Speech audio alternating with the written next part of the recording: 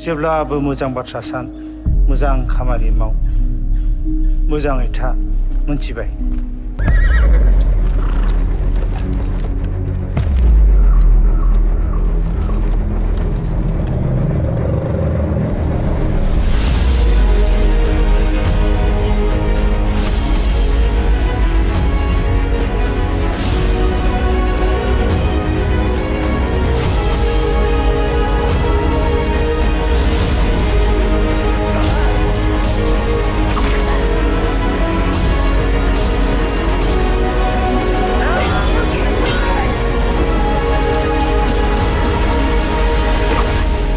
गोजोनथाव खौरां बर'नि मोनसे जारिमिनारि सावथुन सिजौ जानो हागौ बे सावथुना दासिमबो बयनिबो थाखाय उदां जायाखैमोन।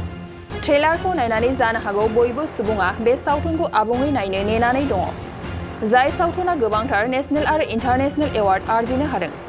मख'जाथावै गोबाव समनि उनाव बे सावथुना इन्डियान पेन'रामायावबो जायगा मोननो हादों। बे सावथुनखौ फैगौ सेप्तेम्बर दाननिफ्राय गासै रायजो राजाफोरनो दिन्थिफुंनाय जासिगोन।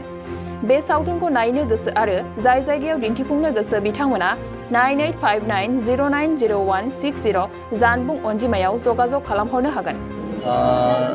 फंनैसो सिजौनि सोमोन्दैनो बुंनो बेयाव फैनाय जाबाय। थ' अनेक गोबावथ' नेबायनो सिजौ फिल्मखौ नायनो अडियन्सफोरा।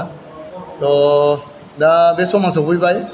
दा जोंना गामिफोराव जि जोंना प्रजेक्टर हिसाबाव जों गामिफोराव देखायहैयो। थ' बे समा सफैबाय। थ' जोङो सानदों सेप्तेम्बरनिफ्रायनो जोङो बेखौ अपेन खालामसिगोन रिलिज खालामसिगोन। थ' सोरबा जुदि कन्टेक्ट खालामनो नागिरदोंबा होमबा आं फन नाम्बार होनानै होगोन बेयाव कन्टेक्ट खालामबानो जागोन। आरो जयन्त भाइया एसे अनेक नेशनेल इन्टारनेशनेल एवार्ड मोननो हादों। सबसे गेदेर बाथ्राया जाहैबाय मा आफ्टार 26 इयार्सनि उनाव सिजौ मुभिया नोंना मा होनो इन्डियान पेन'रामायाव जायगा मोनदों। आरो जोंना मेन फिल्मनि स्ट'रियानो जाहैबाय 1958नि आवगायनि बे स्ट'रि एक्सुवेलि।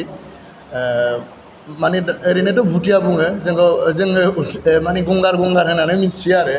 दा बै समाव गंगारफोरा फैनानै बर' गामिफोराव जेब्ला बिसोरो टेक्स मोनामोन होमबा बिसोरो थिखोना लांनानै माने स्लेब बानायहैयोमोन आरो। थ' बेनिनो स्ट'रिखौ लानानै जों बानायदों। आरो बेयाव अनेक आर्टिस्ट दं। मेन केरेक्टाराव दं बिजित बसुमतारी, डाइरेक्सनाव दं बिशाल प्रिसालिया, जोंना जयन्त नार्जारियाबो मेन भिलेननि रल लादों। आरो आंबो क' प्रडिउसार हिसाबाव दं आरो आंनाबो पार्ट दं। जोंना एक्ट्रिस हिसाबाव फेन्सि दंमोन आरो कृष्णा काल्यानि दंमोन। बिसोरनो मेन केरेक्टार दङ। रायजो राजाफोरा जोंनोथ' अननाय होखानांखागोन। मानोना बे मुभिखौ अनेक सम जों बे मुभियाव मथा मथि नियार एबाउट 1 बोसोरमोन बेखौ रिलिजखौ आवगायनो होगौमोन। खिन्थु कभिडनि सिटुवेसननि थाखाय जों बेखौ हगाराखैमोन। दा जोङो सेप्तेम्बरनिफ्राय हगारगोन सानदों। दा जेराव प्रजेक्टर जायो एक्सुवेलि बेयाव मोननै टाइप जागोन। मोनसे जाहैबाय हल रिलिज आरो मोनसे जाहैबाय नोंना गामिफोराव प्रजेक्टर सिस्टेम।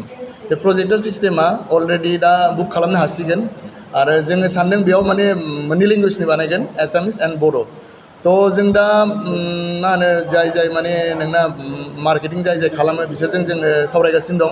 दा सावरायनाया कमप्लिट जायाखै। सावरायनायनि उनाव जोङो थियेटार रिलिजआ माला जागोन बेखौ जोङो बुंगोन आरो बै समाव।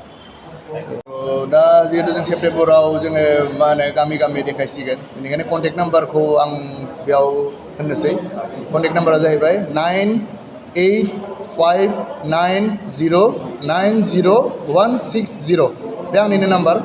बे नाम्बाराव मोनगोन। क' प्रडिउसार हिसाबावथ' आं गोदान बुंनो थाङोबा। आरो आर्टिस्ट हिसाबाव आं 2002निफ्रायनो बे माने सावथुन मुलुगाव दं। थ' आं बेखौनो खावलायनो लुबैयो जे जा प्रडिउसार हक जा माने बे मा होनो बे मुलुगाव दं जाहाथे रिसार्च खालामनानैसो मुभिफोरखौ बानायो। ओरैनो बानायनांगौ होननानै बानायनाङा आरो। जिखुनु बुस्थुआव एसे टाइम होनांगौ। स्ट'रि स्क्रिप्टखौ नायग्रोनांगौ। ओमफ्राय रिसार्च खालामनानै बानायोबा आं सानो मोजां जागोन। आरो आं बेखौनो खावलायो अनेक गोदान प्रडिउसारफोर फैयो। खिन्थु एसे जोंनि एक्सुवेलि सावथुननि सोमोन्दै एसे जुदि रिसार्च खालामोबा मानोना प्रडिउसार सासे मोननो थाखाय जोंनि थाखाय बहुद गेदेर खोथा। मानोना दा जोंनि सिटुवेसना बिदि फाइनान्सियेलिबो जों बारा स्ट्रं नङा जोंनि हारिफोरा थ' बिनिखायनो जा प्रडिउसार ओंखारो एसे आंनिबा सावरायलायनानै हक बा एसे टाइम होनानै माने मुभियाव जाहाथे माने बे फैयो आरो दा आं प्रजेक्ट हिसाबाव आं मालायनि प्रडिउस माबायाव आं सायखं होननाय मुभि बानायदों बे मुभिया देग्लायनो नुनो मोनगोन आरो आंना नेक्स्ट प्लेनिं दं नायनोसै बे सिजौआथ' अनेक अननाय मोनदों नेसनेल इन्टारनेसनेल थ' आं खावलायो जोंना गेदेरफोरानो हक उन्दैफोरानो हक सबबो जाहाथे बे मुभिखौ नायो मानोना बे मुभियाव अनेक जोंना फाइनान्सियेलिबो बहुत खरस जादों थ' बेखौनो आं माने खावलायो आरो बुंनो नाङामोन खिन्थु नियार एबाउट बे मुभिया 50 माने खासा खासि थांदों आरो 50 लाख्स मुभिखौ अरुणाचलाव जोङो एज ए होल टीम जोङो मथा मथि 1 विकसो दङमोन ओमफ्राय मानास नेसनेल पार्कआवबो जों लादों ओमफ्राय बाक्सानि सायखंगुरि होननाय गामि दं बेयावबो जों लादों ओमफ्राय जोङो 5.1 होननाय साउन्ड मिक्सिं बेयावनो अनेक थाङो नोंथांमोना जाय मिथिखायो 5.1 बेखौ देबजि सांबाय सारा जोंना मुम्बाइआव बानायदोंमोन थ' बाखि जोंना नायबा मिथिसिगोन नायदो मुभिखौ नायनानै बुंदो फिल्म फेस्टिभेल अफ इन्डियाआव जों इन्डियान पेन'रामा जायगा मोनदोंमोन ओमफ्राय Indian film festival of Melbourne Bengaluru international film festival ओमफ्राय international film festival of Thrissur बेयाव जों एवार्डबो मोनदोंमोन ओमफ्राय Washington DC South Asian film फेस्टिभेलाव जोंना बेस्ट चाइल्ड एक्टर मोनदोंमोन Chicago South Asia film festival आरो गुबुन गुबुन अनेक दं दा बेनोसै खावलायहरनोसो नागिरदों आरोखि दिनै माने जोंहा दिनै बर' हालामाव सिनेमा हल गैया बिनि थाखाय सिनेमाफोरखौ जोंहा प्रजेक्टरजों देखायनाय जायो गामि गामियावहाय बिदिनो माखासे अकेजन फेस्टिभेलफोरखौ लानानै दा थिग बेबायदिनो दिनै सिजौ जोंनि फिल्माबो रिलिज होनो नागिरदों पाब्लिकनि सिगाङावहाय पाब्लिकनो दा बेखौ अपेन खालामना होनायखाय मोनसे खावलायहरनो नागिरदों जाय बिथांमोना बे फिल्मखौ लानानै थांनानै गामि गामि देखायहैनो सानदों बिथांमोनहा प्रडिउसारजों कन्टेक्ट खालामनो हागोन बे प्रडिउसारनि नाम्बारखौ मोनसे पेज बानायनानै बेवहाय कन्टेक्ट नाम्बार होनाय जागोन दा बे कन्टेक्ट नाम्बारावनो कन्टेक्ट खालामनानै नोंथांमोनहा लांनो हागोन आरोखि दा बेवहाय आंनिबो केरेक्टार दङ बे सिनेमायावहाय आंनि सोमोन्दै बेखौनो बुंनो नागिरदों नाजादों आं जेसेबां हायो आंनि केरेक्टारखौ आं बे सिनेमानि स्ट'रिजों सल'जों मिलायलांहोनो थाखाय दा बेवहाय बिसिबां आङो पारफेक्सन खालामदों आंनि केरेक्टारखौ आंनि स्ट'रिजों बे सिनेमानि स्ट'रिजों दा बेखौ नोंथांमोनहा नायनानै बिजिरदो आरो बिनिफ्राय सिजौ फिल्मखौ नोंथांमोनहा लानानै थांनानै गामि गामि देखायहैनो हागोन आरो बेनि थाखाय प्रडिउसारजों कन्टेक्ट खालामब्लानो जागोन आरो गोजोन्थों इउ एन एकाडेमियाव फरायो फार्स्टआवनो सार ओम प्रकाश आरो जोंनि डिरेक्टर सार बिशाला जोंखौ स्कुलाव अडिसन लाफैदों आरो ओमफ्राय अडिसन लाफैनायाव जोंखौ गोबाङैनो सेलेक्ट खालामनाया ओमफ्राय सार ओम प्रकाशआ गावसोरनि गामियाव जोंखौहाय लाना थांदोंमोन आरो ओमफ्राय गुबुनासो फार्स्टआव सेलेक्ट जाग्रोदोंमोन ओमफ्राय आंखौबो एक्टिं खालामनो उनाव खोथाफिनदों ओमफ्राय बेयाव आङो रियेलावनो एक्टिं खालामनानै गाबना होदों आरो बेनि थाखाय आंखौ बेयाव एक्टराव सायख'दों माबायदि मोनदों नोंथाङा फार्स्टआव एक्टिं खालामजेननायाव एसे जागोन ना जायाखै गिदोंमोन आरो ओमफ्राय उनाव खालाम जेबो मोनदांदिया मोजाङैनो मोनदों बिनि सिगां फेराखैमोन बेनो फार्स्ट ओं चान्स मोनबा थांसै आं दा 10 थाखोआव फरायो बबेयाव इउ एन एकाडेमि बरपेटा रड বাইক চালকৰ বাবে সুখবৰ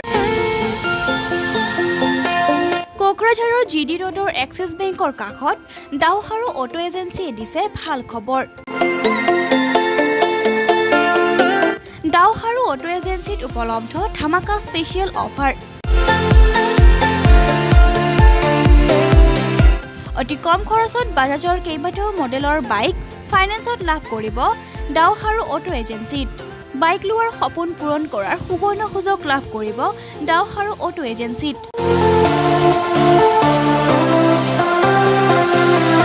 11,500 পৰা 19,500 টকা ডাউন পেমেণ্ট দি বাজাজৰ পালচাৰ প্লেটিনাৰ লগতে অন্যান্য মডেলৰ বাইক সহ ফ্ৰী হেলমেট লাভ কৰি ডাওহাৰু অটো এজেঞ্চিত কম মূল্যত বাজাজ ফাইনেন্স লিমিটেড নতুবা এক্সিছ বেংক লিমিটেডৰ অধীনত ফাইনেন্সৰ সুবিধা লাভ কৰিব কেৱল এটা ফটো পান কাৰ্ড আধাৰ কাৰ্ড ভোটাৰ আইডি আৰু বৈদ্যুতিক বিলেৰে সুবিধা লাভ কৰিব পাৰিব